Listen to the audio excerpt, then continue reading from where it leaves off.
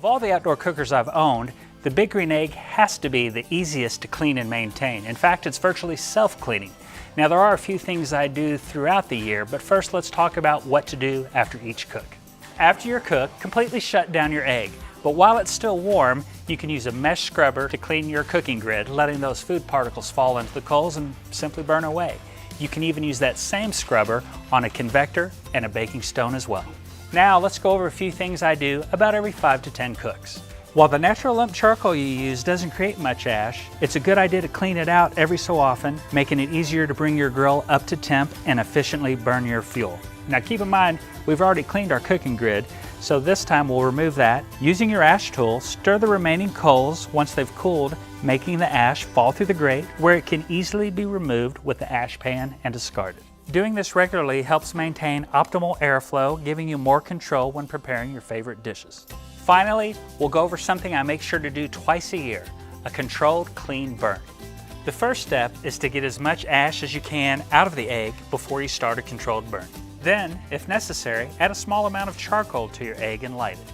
Replace your cooking grid, convector, and any baking stones back into the egg and raise the temperature to around 600 degrees. Once the egg hits your target temp, set a timer for an hour and let it go. After about an hour has passed or your charcoal has completely burned out, shut down all your vents and let your egg cool completely.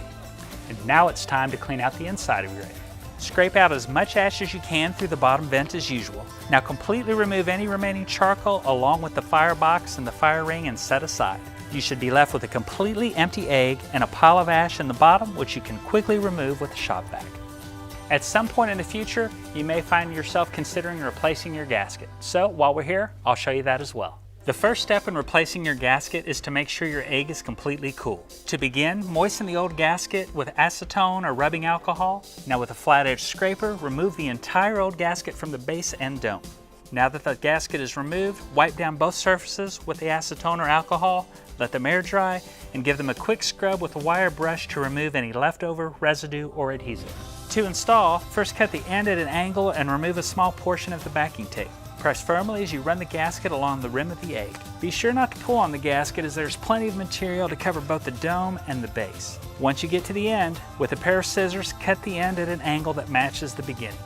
Once you're finished, shut the dome of your egg and let the gasket adhesive set for 24 hours. Other than that, the Big Green Egg has a distinctive color and a finish that maintains its good looks for years and years.